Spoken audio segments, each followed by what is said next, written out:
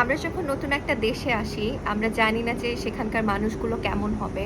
তারা কি আমাদের দেশের মানুষের মতো এত বেশি ওয়েলকামিং হবে, ফ্রেন্ডলি হবে নাকি রেসিস্ট হবে? তারা কি আমাদেরকে পছন্দ করবে কি করবে না? আমরা তাদের কালচারটাকে অ্যাডপ্ট করতে পারবো কিনা? তাদের ফুড হ্যাবিটটাকে আমাদের ফুড হ্যাবিটের সাথে মিলবে কি মিলবে না? এই সবকিছু নিয়ে কিন্তু আমরা অনেক বেশি স্ট্রেস থাকি নতুন একটা দেশে আসার পরে। আমি যখন ক্যানাডাতে এসেছিলাম স্টুডেন্ট হিসেবে আমারও সেম হয়েছিল। আই এম ড্যাম শিওর যে আরও ১০টা মানুষ যারা ক্যানাডাতে আসে বা এসেছে তাদেরও সেম সিচুয়েশন ফেস করতে হয়েছে।